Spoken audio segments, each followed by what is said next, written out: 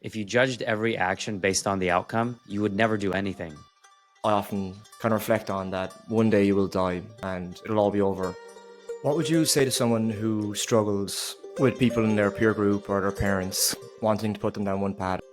Your parents want XYZ for you, but there will come a time where they're going to be gone, and then it's just you. Do you think entrepreneurship is glamorized on social media? Some people say that entrepreneurship is the best avenue for self-development because either you grow or the business dies. So no matter how much you want something, you have certain needs, that need to be fulfilled.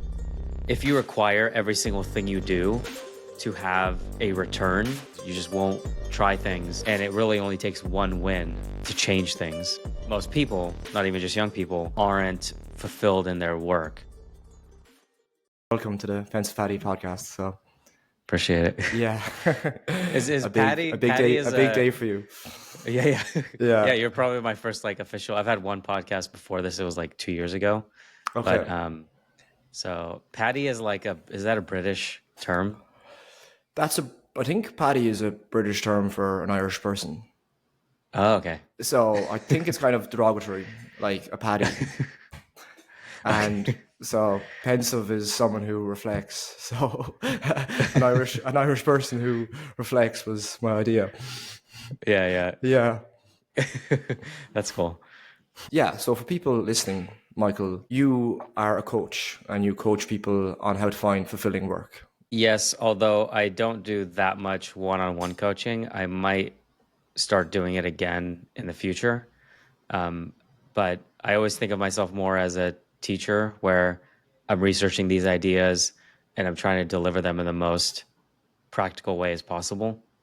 But yes, I've had people that I've one-on-one coached to try and land a job, which oftentimes when people are trying to land a job, they're not sure what they should aim for, what type of job.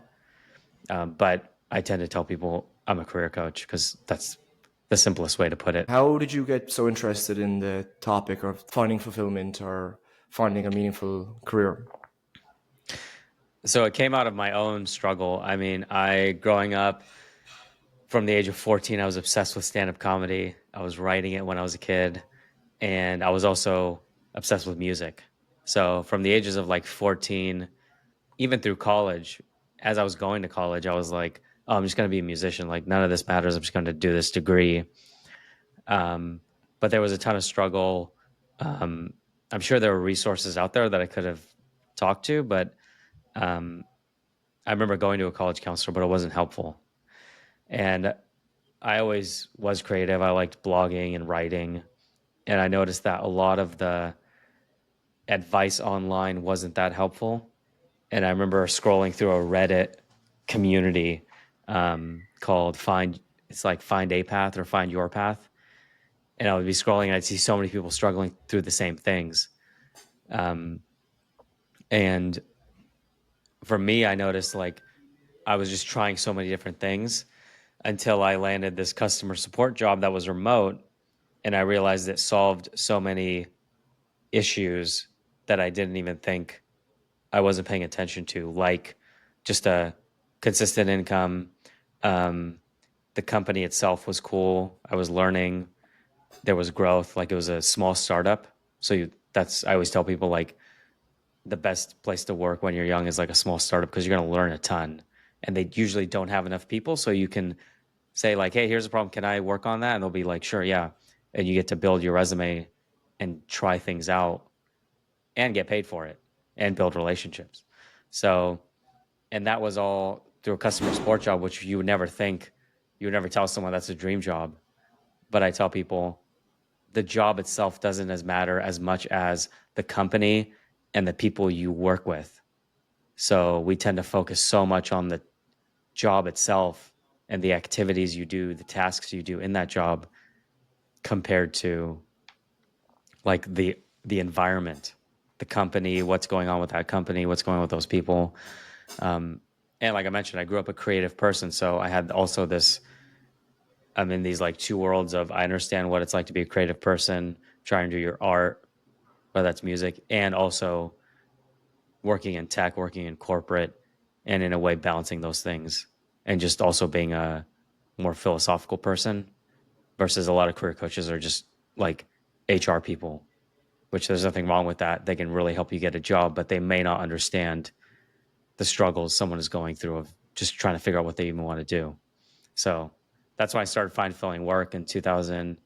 I tried starting in 2018. Off and on blogging 2019, and then I started posting on TikTok, and that's where I had more traction. And then I started being more consistent with it. Cool. And like for people listening in their 20s, what should your mindset or your logic be for your career for the next 5 to 10 years? One fundamental belief that they need to have, or a belief they need to break, is that this job I do is going to be the one I do for the rest of my life. Or if I take this data analytics boot camp, I'm setting that's what I'm going to do for the next 40 years. And that belief stops people in their tracks. I think it was Kierkegaard who was like, if you judged every action based on the outcome, you would never do anything. And that's a lot of what people are trying to do is they're looking at this thing that they're considering and they're asking themselves, do I want to do this for the rest of my life? The answer for that is always no, because you have no idea what you're going to do for the rest of your life. There's no way you can predict. So for someone in their 20s, they really need to not think of it that way and think of what is the next thing, like what's the opportunity in front of me, or what am I interested in? And I mean, one thing they can do very practically is just list 20 things that they're interested in, 10 to 20 things of all the things that they might do. Start a podcast, travel, go work at a startup, do this boot camp, and then decide on 3 of them. Like just circle 3 of them to test in the next month or 2. And then of those 3, brainstorm 3 ways that they can experiment with them in a small way. So if someone was like, I think I want to go to a data analytics bootcamp, well, a small way to test that is just take a course instead, like a Coursera course, which you can do a 7-day free trial. And if you pay for it, it's $50. And there's ways to get it for free, like through a library. But you always want to have a small experiment version of that bigger thing that you're trying. So if someone was like, oh, I think I want to start a podcast, it's like, well, how about you just interview one person that you found on LinkedIn that was interesting, or on Instagram? It's always thinking of a smaller action that you can take. It's very like simple advice, but it's also very good advice. Even for example, starting a podcast, I was on and off saying I'd do that for a while, and I could have just interviewed one person and tested it. Yeah. Because start a podcast. Start a podcast is such a one. It's big, and the bigger something is, the more vague it is. Like by virtue of the larger it is, the lower resolution it is. So if you get more specific, the more clear it is. Which also, like one reason I think people procrastinate is because they don't even know what it is that they're trying to do. So it's this vague. There's all this cloud around it. And so obviously you're going to procrastinate if you don't know what you're supposed to do. But if I told you, hey, just interview one person, or if someone was considering being a musician, I'd be like, okay, just don't even worry about writing your own songs. Do a cover and go play at an open mic. It's always thinking of some small experimental way, which isn't sexy. It doesn't make headlines. Usually the stories that you hear is someone who just quit their job out of nowhere and traveled the world, which does make for a cool story, but it's not practical for most people, even for myself. I mean, I didn't have this advice when I was young. I was so like this one job that I had was in person, and I was just depressed. I remember like crying on the way to the job, like in the train in Portland. So it was just my feelings told me, oh, you got to get out of this. I could have stayed and maybe it would have been better. But for me, it was just, I had to like figure it out, and I'm still figuring it out. Like I have more clarity on what I like to do. I know I'll do find fulfilling work until I die. Like I'll always be writing, creating this stuff.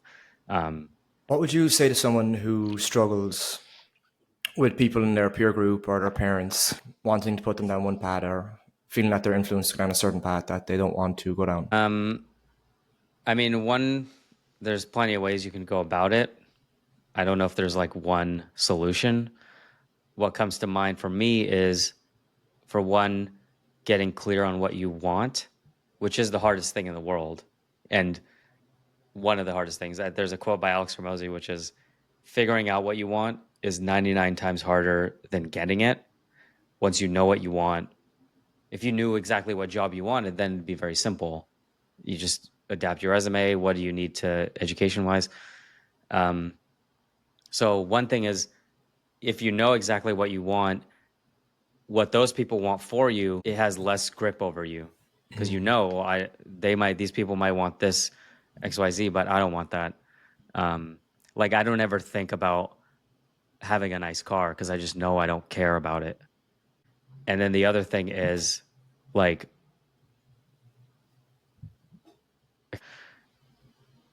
understand that those people aren't going to be there all the time. Your parents want XYZ for you, but there will come a time where they're going to be gone, and then it's just you. Whether you're 50 or 60, they will pass away, and now it's just you. And if you did only what they wanted, well, now it's just you with doing this thing that maybe you never even wanted. And that does happen to some people. They realize much later in life. And there are people that change their life well into old age. But understanding that those people aren't going to be there when you go to bed at night, when you wake up, most of the time they're not there, and you have to live with your life. So it's difficult, and part of it does come with age as you get more clear about what you want. And as you suffer and realize, I can't be attached to it, because you see the perils of attachment. The way to become detached is you see that it's like killing you basically in a way, and you just will naturally detach. I mentioned you when we were messaging. You asked about books, and I was like, Kapil Gupta, he writes books and stuff, and you could watch his interviews that he's been on. But I mean, he has said this thing is like, I don't have to tell you to detach from like Wednesday's garbage. You don't have to detach yourself from like things you don't want, because you know it's just obvious. Why would I be attached to that? So once you see that in other things of like, well, what people think is totally irrelevant and is just going to detract me from what I want, when you truly see that, there won't be any like needing to detach. It happens naturally.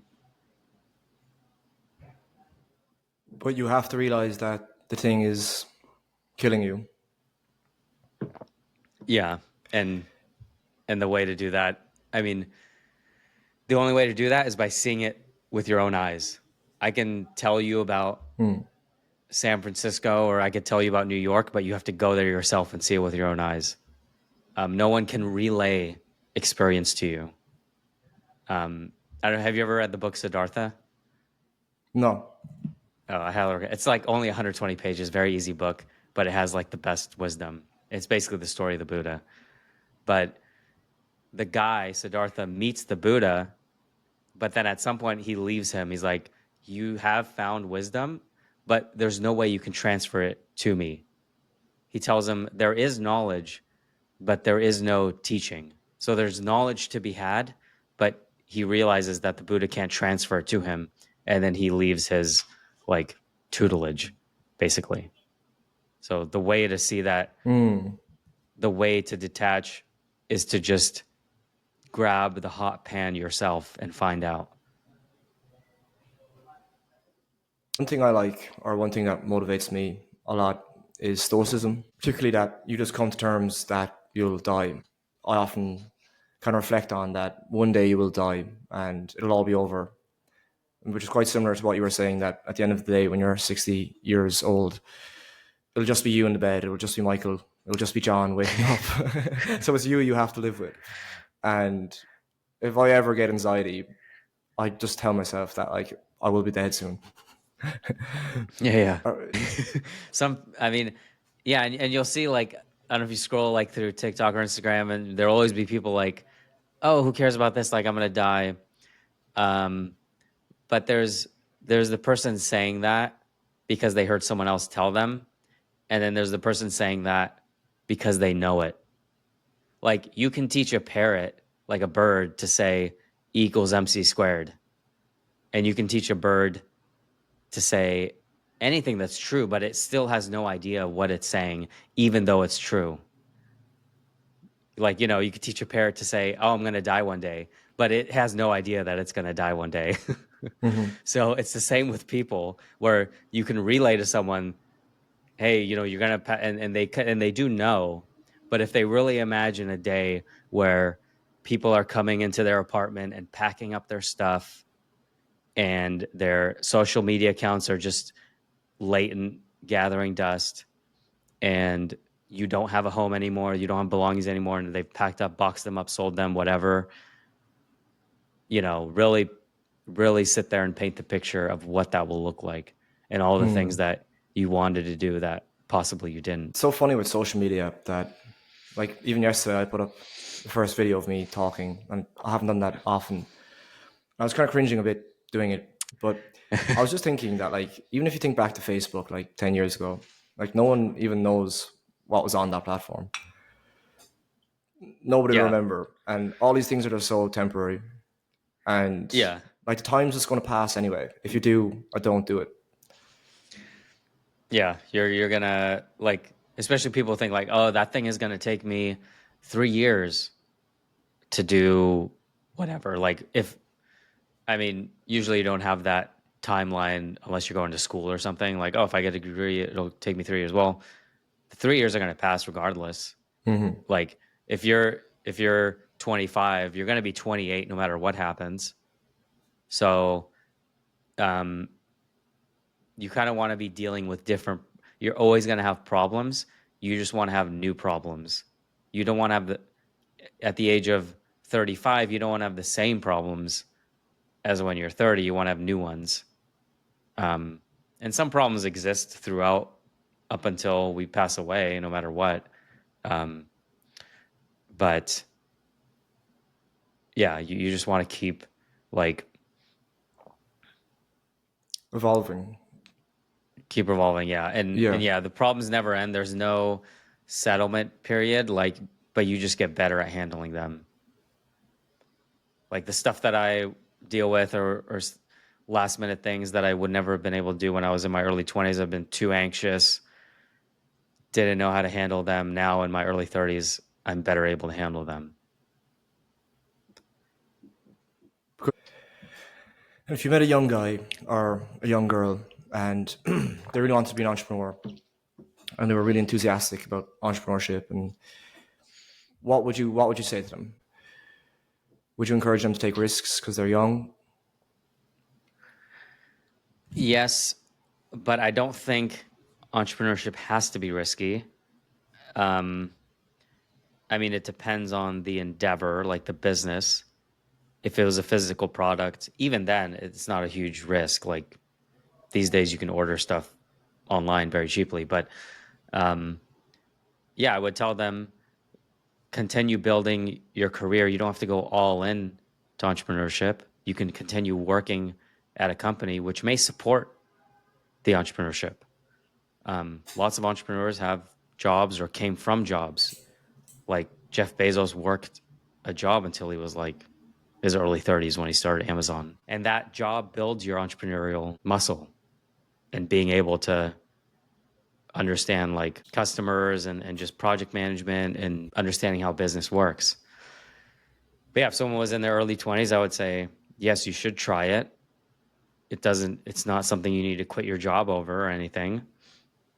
Um, and identify a problem that you can solve or just something that you're passionate about or something that bothers you. For me, it was always something that bothered me. Like, uh, what got me into find filling work, it was like so much advice about career I see online isn't good. And that's what got me to do this. And that's what gets like Richard Branson, what got him to start Virgin Airlines was he didn't like his flight experience. So one method is what bothers you, and really developing this sixth sense of paying attention, because lots of things in our day-to-day bother us and we don't pay attention. Like, oh, my coffee gets cold too fast, and then that's when people start developing those things you sit your coffee on and it stays warm. Like, everybody's entrepreneurial path is different, but I would encourage them and to always be learning, read biographies. Those are always inspirational to see how other people did it. Yeah, so always learn and don't hesitate to get a job, and to try to do something while you have a job is kind of key. Yeah. Yeah, lots of people, lots of content creators you see, most of them, not most, but like aside from like Charlie D'Amelio or like the ones who have millions and millions, but if you're more, for most people, including myself, it's you slowly build, you figure it out while doing your own job. And there's less stress in that way. You can kind of do what you want rather than I have to make money off of this. And that's different. Entrepreneurship versus content creation and influencer, whatever you want to call it. Those are kind of they have similarities, but in a way, also another way they're different. So it depends what path they want to go.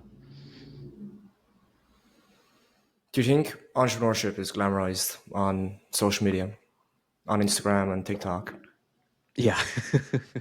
Yeah, I just saw a video. It was like last week of a guy. It was like, here's the day in the life of a 27-year-old entrepreneur. And it was literally all he did was just go to an event and that was it. Like that was what it's like being an entrepreneur. Which it's mostly boring stuff, you sitting in front of your computer doing work. That's what most of entrepreneurship is. It's not flying around and meeting people. And I mean, for someone like Grant Cardone or some huge name, they're at that point where their presence is they're just a decision maker and they're meeting people and all that stuff. But I know entrepreneurs here and they're great entrepreneurs, and it's work. It's like, it's not like making money all of a sudden. So you have to understand it's going to take a long time. It's not hanging out with a bunch of people and taking pictures and traveling. So that's all you see on social media. And a lot of these guys who promote like online entrepreneurship and that it's easy to make money online, a lot of these people have incentives for that narrative to be pushed. Like they're selling courses or communities. Yeah, yeah.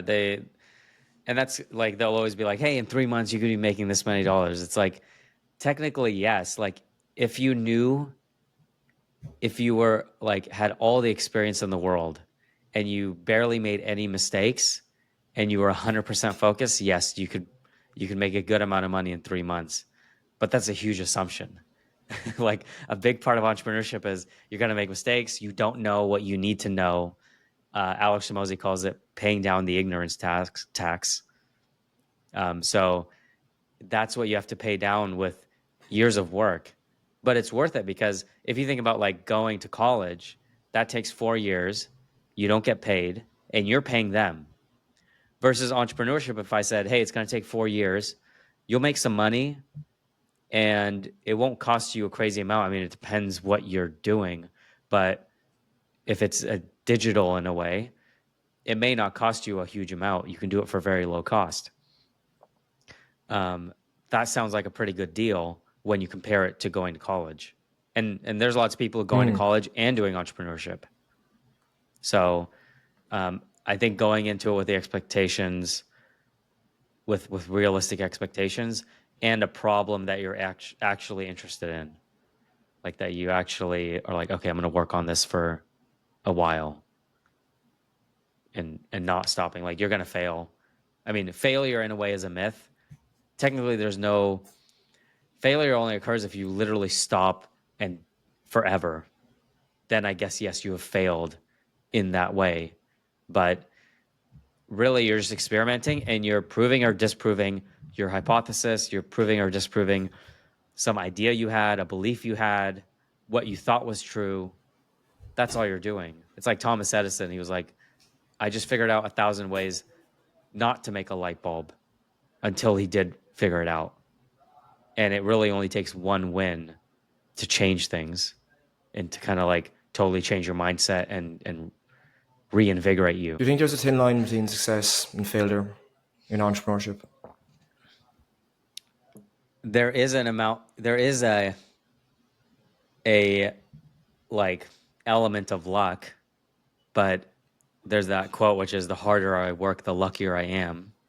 So there are like Steve Jobs tried to do the iPhone or the iPod way too early at some point. Like there just wasn't the technology. And then once the technology was available, then he was able to realize that idea. So sometimes there is this confluence of what's going on in the outer world and this idea you have, and they hit at the right time. And that's that thin line between success and failure. But I think most of the time that's not the case. Most entrepreneurs, it's slowly building, not taking huge bets or huge risks. And so in that way, it's not a thin line. You have a larger margin of error as you go about it. So there doesn't have to be this thin line between success or failure. I think if you're going about it that way, it's not, that's not how most people should go about it. Maybe Elon Musk does. He puts all his money into one thing, like sold PayPal and then put it all into SpaceX or whatever his next thing was. There are entrepreneurs that do that, but for most people, it's not recommended that they go about it that way. Have you ever heard the Winston Churchill quote, where will you be when opportunity taps you on the shoulder? Yeah. Yeah, I'll read it out just because I have it in my notes, but it's, to each there comes in their lifetime a special moment when they are figuratively tapped on the shoulder and offered the chance to do a very special thing, unique to them and fitted to their talents. What a tragedy if that moment finds them unprepared or unqualified for that which could have been their finest hour. Yeah, that's a really good quote. Yeah, and it's like you never know when what you're doing is going to be realized. Like when all your investments become realized one day. I always think about, did you ever watch the movie Slumdog Millionaire? Yes. Yeah. So in that movie, like that just normal guy from India, he has all of these experiences that in a way have nothing to do with each other until he's on Who Wants to Be a Millionaire. And it just so happens that every question the guy asks, he had some experience of like that guy he worked for was watching cricket and he just remembers one of the cricket players, which helps him answer a question. And so it's actually a big thing with, and I don't know if this is kind of veering off the question, but oftentimes people will be like, well, is this worth it? Should I do this? I've done so many things. Like I learned coding when it was like in 2015, 16. I was learning coding. I was like, I'm going to go to coding boot camp. I didn't end up doing it, but I used that knowledge in my jobs of like just some random thing I had to like do on my day job. And I learned copywriting. I never became a copywriter, but I used that to write my resume to get me a job. So oftentimes people be like, well, I took this course, and they'll be like, oh, it was worthless. If you require every single thing you do to have a return, or every single thing you do to like give you some sort of win, I mean, for one, you'll never do anything. That's the main thing, is you just won't try things, and you won't pick up on all these things, especially in entrepreneurship. There's just so many things you need to learn and pick things up. It's like you're filling all these little random holes, but you just never know when it's all going to connect and fill one major piece. So, I mean, there's so many courses that I've purchased, and this like addresses when people, so the question I always get is it worth it? Like people are always like, oh, is this course a scam? $50, $100. And I'm always like, no course is a scam. You're going to learn something.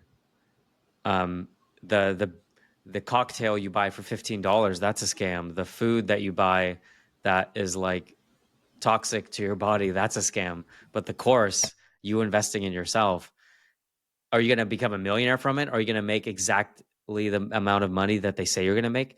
Probably not, but you're going to learn something. So, yes, like you want to be ready for that opportunity. And the way you get ready is just head down, working on the things that you're interested in, that you think are going to be helpful to you. Because you just never know when all of that's going to come together and you're going to realize like that information is going to be called upon at some point in your life. Do you think that's a big like pro of content creation and entrepreneurship? Is that if everything you do is worded, you kind of challenge yourself a lot with these things because you get out of your comfort zone and put yourself out there, which I think does have a lot of benefits for your development. Yeah. Yeah. Some people say that entrepreneurship is the best avenue for self-development because either you grow or the business dies. Either you grow or your podcast dies. Like it will be a direct reflection of you as a person. So even if you do entrepreneurship and it doesn't work, like I was working in corporate in May, I left. And so for like maybe it's been 4 or 5 months now. Whether this works of doing it myself, I can't say, but I know I've learned a ton, even just about interviewing and looking for jobs. If I go back and look for a job now, I'm going to approach it way differently than I did before. I'm going to be messaging everyone, DMing people. I've already networked a bunch because I've been doing entrepreneurship. So it's always worth it. It's never a waste as long as you just don't go into massive debt or go to prison. I'll try not to. Yeah. Yeah. That was like for starting a podcast. That was definitely one of the key things that like motivated moving or got me like thinking, who will I be in 10 years if I just stay doing my job? And that Yeah. made me afraid because I was just like, that person is going to be. I don't like who would that guy be? That kind of made me panic a bit because I didn't want to be that guy Yeah. in 10 years. Yeah. Yeah. So, yeah, like in your job, you can look at the people who are 10 years ahead of you. And I'm sure they're great people. Like Yeah. everybody I worked with, we're all amazing people. I just was like, okay, well, if I just work for 10 more years, and I still might be working like at a company, like I like working at a good company. I'm not in this school of thought where, hey, the corporation's just sucking your life force dry. Like if you work at a good company, it's good and it pushes you as well. But as opposed to like people in the past 50 years ago, they had pensions and stuff. You don't want to invest everything as far as like career and income and rely solely on a company. So, and that doesn't mean you have to right away try and make money, but like what you're doing, do a podcast, do something else that you're interested in, because a company isn't going to always help you in that career development. Career now, I think, is more than just the company that you work for. It's not limited to that. So it's better to try other things and you'll develop skills, and those skills will help you in your job, and your job skills will help you in your entrepreneurial stuff. So yeah, it's, you want to look where I think it's Jim Rohn, and there's some other quote too, is where it's like 10 years from now, you will surely arrive. The question is where. And so you have to be intentional about that. Now you can't plan 10 years ahead. It's a bit difficult sometimes, but you can have a general idea of like, well, when I wake up in the morning, I want to do this. And like, you know, you got to get clear on the life that you want. Like, for example, when I left corporate, I was doing, so we had like huge layoffs. And I was like, okay, I'm just not going to look for a job right now. I'm just going to do my own thing. So I've been doing fine, fulfilling work. And I've also kind of been doing like marketing for other people. I was like, oh, maybe I do like a marketing agency. But then I realized I don't want that life of agency life where it's all different clients and it's very difficult to like systematize. And I know I would be waking up in the morning and working right away. And constantly like stressed. So I'm still always experimenting and trying things. Slowly I'm honing in. I kind of know what I like, but um, you still try things like as you get older. You mentioned Alex Hormozy a bit, and like, yeah, I think a lot of people know him as a bit of a marketing guru. What do you think of his productivity advice? Do you think it can be a bit extreme? Like, he's very much so like lock yourself in a dark room for 10 hours until it's done. Yeah. It's funny you asked that because I actually, so here, this is the living room in my apartment. And in the bedroom, I have also a smaller desk in there. And the bedroom is blacked out. Like I've blacked out the window. So if I really need to focus, I'll go in there and it is a dark room. And that piece of advice does work because literally, if you're having trouble focusing, if you just have less things to look at and all that is there is the glaring brightness of your laptop, you'll focus instantaneously easier. Some things of his I've tried and it doesn't work for me, which is like right when you wake up, sit down and start working. Um, I just need to like wake up a bit more. I am a morning person, like I wake up at 5:30, but I need some time to like get ramped up and for my brain to start working. So, I mean, I've tried plenty of morning routines. I've tried like journaling first thing in the morning. Nowadays, I kind of like meditate, read, go for a walk, and then I start working. So I think people should just try it. And if it doesn't work, that doesn't mean that you're not disciplined enough or you're wrong. As long as you actually implement it for like a week, see how it is, maybe 2 weeks, and take what works and leave what doesn't. Ultimately, you will figure it out for yourself. That's what Alex Hermosi did. I'm sure he picked up stuff. I remember him saying he hired someone to like help him focus, but ultimately he figured out what worked for him. And that's what people have to do. Try what people say, try what Alex Hermosi says, and take what works and leave what doesn't. And don't take it as personal, like, oh man, I'm not disciplined enough because I can't do what he's doing. You have to figure it out for yourself. There's a great book called Morning Rituals. Um, it's like a red book, and it's like each chapter is just 2 pages or so, and it's about some creative person, how they worked. And by the time you finish that, you'll realize everybody worked different. Everybody had their own. Some people ate, like Carl Jung ate a massive breakfast, like first thing in the morning. Some people didn't at all. Some people laid in bed and did their work. Like everybody in that way is different. But you do need something consistent. Is what was common throughout. Is everybody has some consistent way of being productive. Consistency, I think, is key, isn't it? That Yeah, yeah, and we talk about it so much. It is like it loses its impact because we talk about it so much. Versus if it was like if you'd never heard of it before, and I said, "Hey, you need to be consistent," and it was the first time you ever heard it, you'd probably take it more to heart. At least that's for me. Like, because I hear this stuff so often, it kind of loses its um, novelty, and I tend to not implement it as much. But yeah, you have to be consistent. Your physiology gets used to what you do. It's just like if you have a dog and you walk the dog every morning, then they're going to want that walk every morning, and they expect their food at a certain time. We're the same. We're just mammals. So you have to train your body.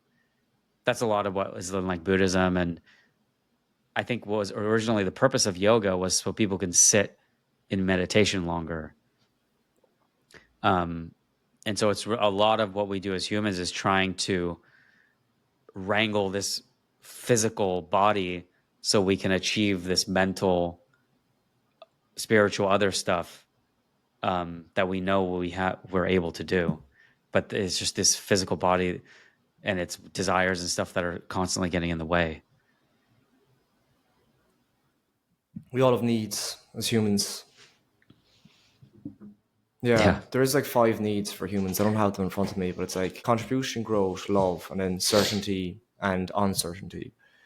So we need like certainty in our environment, but then we also need some degree of uncertainty. Our life gets boring, and I think those 5 needs only become interesting when Like for me, I try to do monk mode. Have you heard of monk mode? It's like lock yourself Yeah. away, like no socializing, like just your goals. And I did it with a buddy of mine who was like a very disciplined guy. He's like into martial arts and stuff. And after a month, I was struggling big time, like just the lack of like social contact. And yeah, like so I kind of tapped out after a month. He was able to keep going. He was like he kind of suited him better, although he did find it lonely also, but I think I'm just more extroverted. But as you said, like my key learning was that you just gotta try these things out. And also that it's not discipline, it's just like different needs, you know? Like we're mammals at the end of the day. Like so no matter how much you want something, you have certain needs, you know, that need to be fulfilled. Yeah. I mean, a month is pretty good. Like, I've done like a month off of sugar, a month off of caffeine. I haven't done like full on monk mode. Um, and there is something to say about like being totally isolated. I mean, like during COVID, I was living in my own studio apartment, and it was kind of nice in the beginning because I'd take a walk and the streets were empty. Hmm. Um, but but yeah, we Solitude. do need that. Yeah. Yeah, I think I mentioned it to you that I was backpacking last year. I got a 5 month sabbatical from work and I was in South America and I had like two periods of solitude on that trip. One was when I was teaching in a small rural village and I was living in a rural village in central Colombia. No Wi-Fi, no or very limited Wi-Fi. And yeah, I was like very detached from like the normal world as we know it. And I was living in a house with like five other volunteers, this like rural house on the edge of the village. And like it was just the most simple, normal, pleasant time ever. Like just walking into work, teaching, and then leaving, and just moseying around the village. And like we had like a few like kind of social events where we get invited to like students' houses for like dinner and stuff. And but like I was just so happy and like way less like kind of like day to day anxiety that we experience today. And like all the other people in the house, we all noticed like everyone's just so happy because Yeah. like we had that like I think that was lack of stimulation and just detaching from social media and like it was so transformational. I like, really came back with a different perspective and like it hasn't left since. It's a really nice time. Yeah. Yeah. I kind of did something. I mean, I've traveled a lot alone. Like I've in Mexico, not as much in like remote areas, but I did like a few months ago. I went to Portugal, and like an hour outside of Lisbon, there's a place called Colares, and it's like up in the hills. And I got an Airbnb, and it was like I still had Wi-Fi, and I still was like making content, but it was just a whole other feeling of being up in the hills. It was super quiet, no hum of cars or anything. And yeah, it was a whole other feeling of, yeah, I just felt giddy like when I went there. And I would go to the coffee shop and, every morning, and there were people in the coffee shop. And, but it was just, yeah, there is this balance of, we tend to go all in, like, full on monk mode, but versus every 3 months going on maybe a solo trip or even just with someone, um, or every other weekend or something, going on a solo hike. I used to do that a lot in Portland. There was a hiking trail near where I lived, so every Saturday morning I'd wake up and I'd go walking into like the forest basically in the morning. So it's just I mean, it's so we say it all the time, but it literally is a balance. You can't Mm. spend your time all around people 24/7 because there is a distraction and like a posturing when we're near other people that we have to like behave a certain way that you have to balance with going on your own and like refamiliarizing yourself with yourself. Yeah, you said posturing when you're with other people. That's very true. Yeah, Yeah, we behave a certain way. Um, I think you I have to mean, the drop. more people there, There's like a group identity and like group beliefs and yeah, like one on one, it's easier. But then when you add two, three people, something happens psychologically it's a tribe. where It Yeah, becomes yeah, a yeah. Now tribe you have with a tribe. norms. Yeah, yeah. So one on one, it is easier, but then when there's a group, there's there's posturing. There's like this personality we send forth, like a decoy we send, um, and then they send their decoy, and our decoys talk to each other, whereas our our real selves are in the back outside the ring, and it's like we send this clone into the arena for us. That's why I became a digital nomad, because it wasn't to get away from people, but it was just like to be on my own and like to, I had this urge to like leave and do something else and be someone else. And you were a digital Yeah, nomad for a while, but you said that you left that life behind you.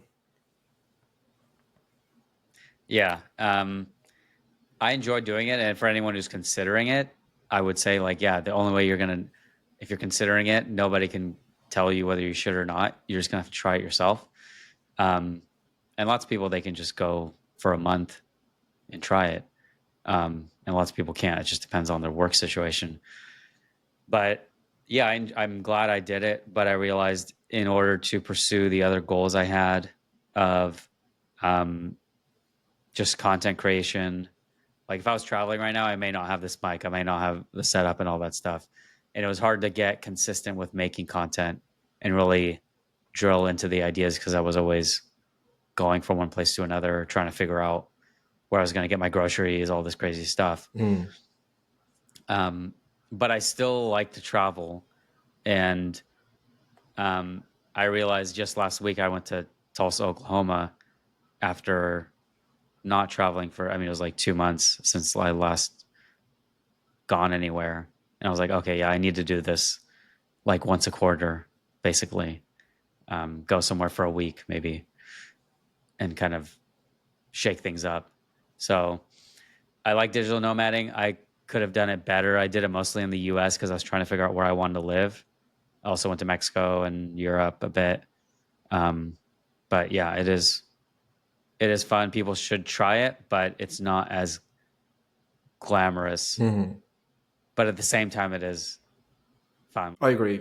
It's a great experience that I'd recommend to everyone, but there's a lot of uncertainty and almost too much uncertainty at times. And it can be isolating for a while, because you meet people and they leave. Social circles, they're kind of transient, which can be a challenge at times.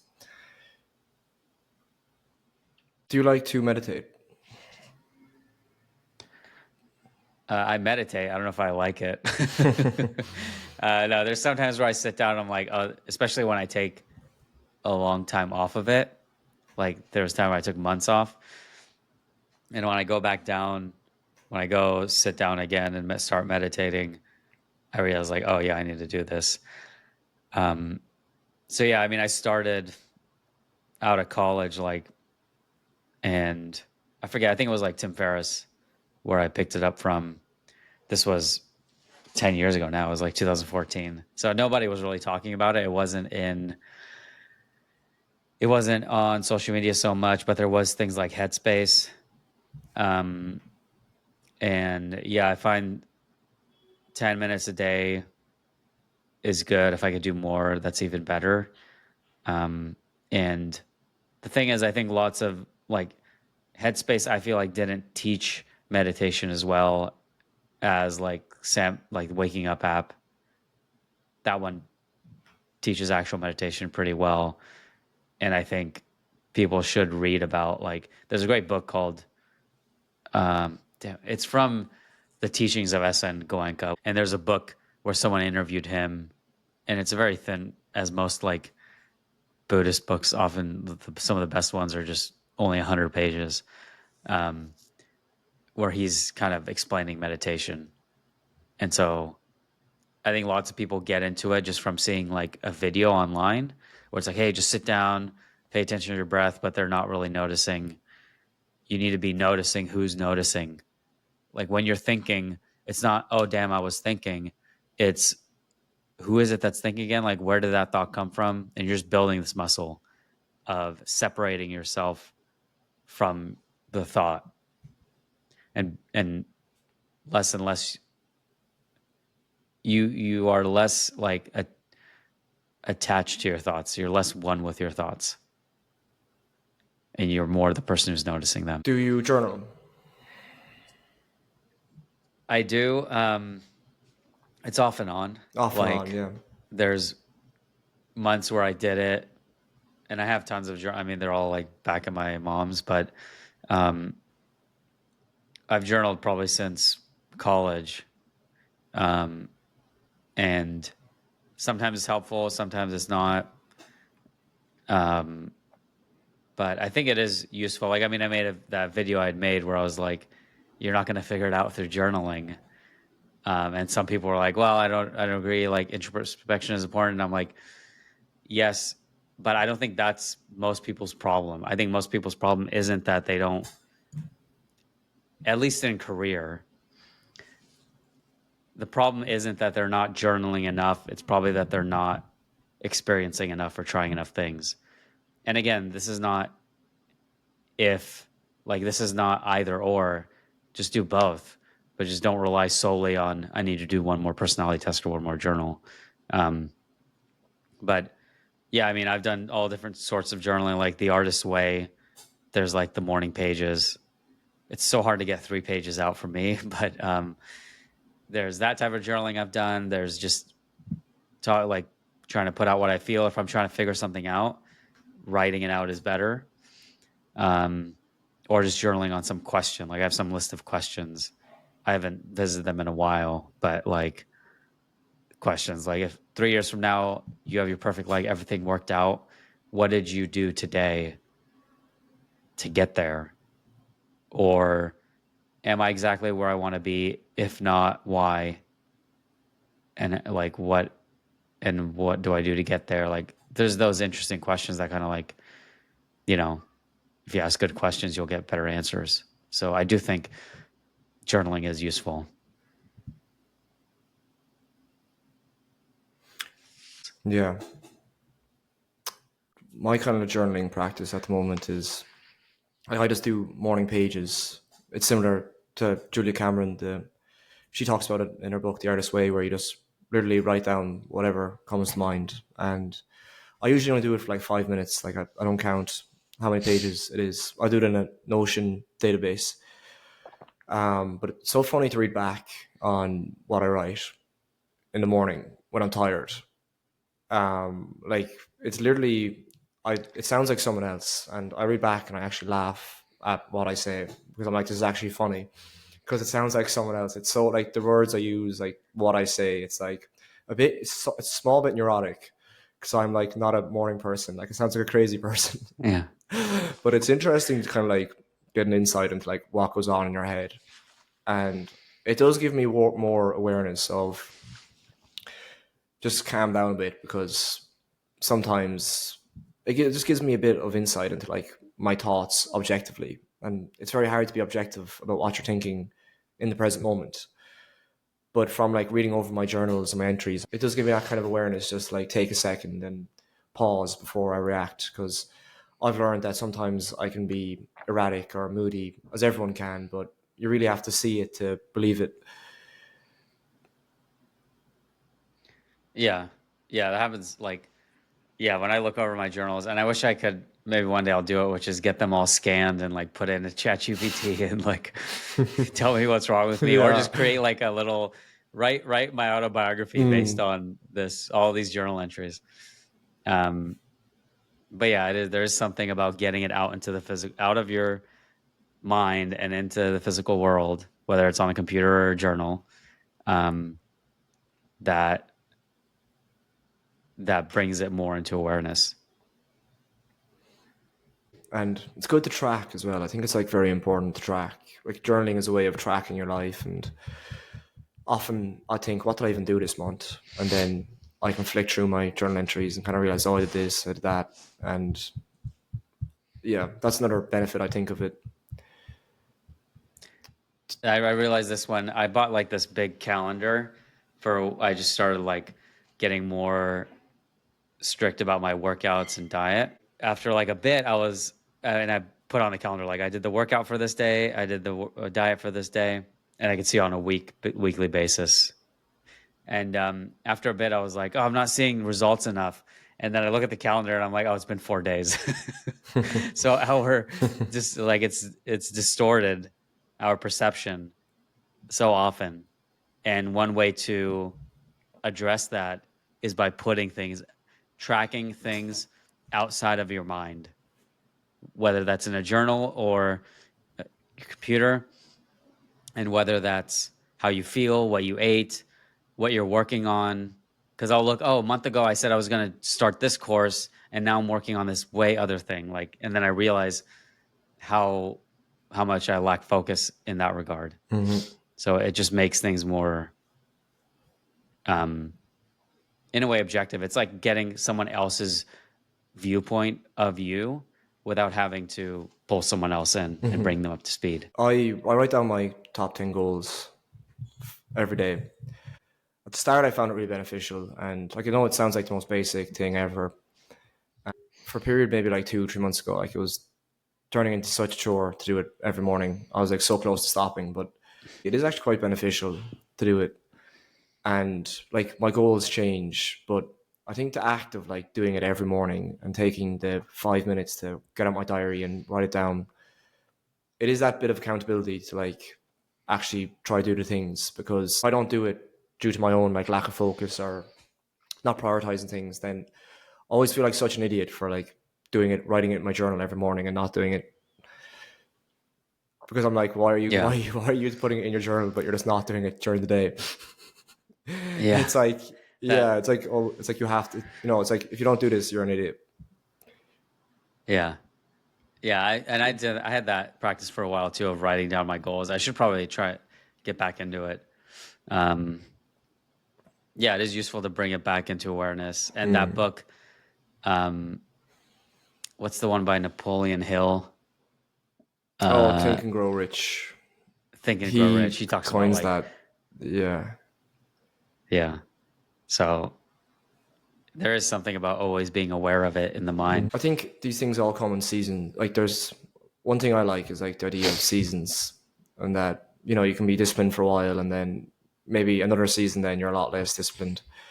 But I find that's very beneficial for like cutting through like a lot of the productivity BS or like productivity discipline rhetoric that's on social media at the moment, which I definitely think is quite extreme. Yeah. No, I agree. You have to go in seasons, and that's the problem with like during a season of work, it's harder to be balanced. Like Yeah. if you're, for example, like if you're working out and let's say you just want to gain muscle, well, during that season, you may not work on your flexibility so much. And that's okay if you just know the next 3 months, I'm just going to build muscle. Once I'm done with that, then I'll maintain it and then implement more flexibility training.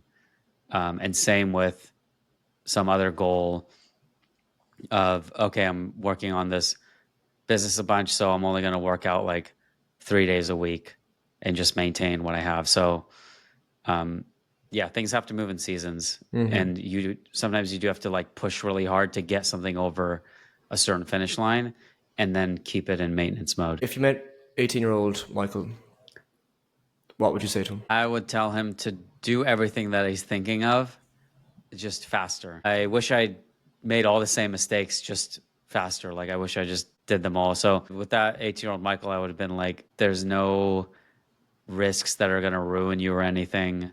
Everything that you're considering, just go ahead and do it. And that's the only way you're going to learn. So yeah, I just wish I spent less time in each position. Like, I remember I substitute taught. I did that for like cumulative 2 years. I did it for 1 year. Then I moved to Spain, and then I did it for another year. That was a waste. Like, I didn't need to do it for a whole other year. I should have just like gone on to the next thing. One of my favorite quotes is by Henry David Thoreau. Let me just pull it up here, and here it is. So the quote is by Ralph Waldo Emerson, and it is, "Do not be too timid and squeamish about your actions. All life is an experiment. The more experiments you make, the better. What if they are a little coarse and you may get your coat soiled or torn? What if you do fail and get fairly rolled in the dirt once or twice? Up again. You should never be so afraid of a tumble. And that's the advice I would have given to him and every young person, is to just go, take action. Don't be squeamish about making mistakes. Yeah, it's really cool because, as you said, failure doesn't exist No, unless it you go doesn't. bankrupt It's a myth. or go to prison. Yeah. Yeah, okay. Which many people have, Yeah. and they were perfectly fine. Yeah. If you have prison, you can just go into monk mode and read. Yeah, true. A very long monk mode. Yeah.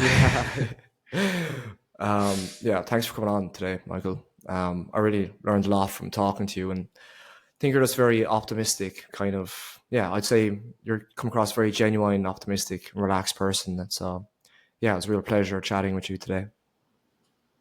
Yeah, I appreciate this, John. It was fun, and Yeah. I love your podcast and how you approach it. So, like, you're really diving into these real questions. So, I appreciate it. Yeah, cheers, Michael. And of course, I'll put your socials in description of the video. And yeah, I'd really recommend everyone to check you out. Some really solid and I would say, yeah, genuine advice that you truly embody and believe.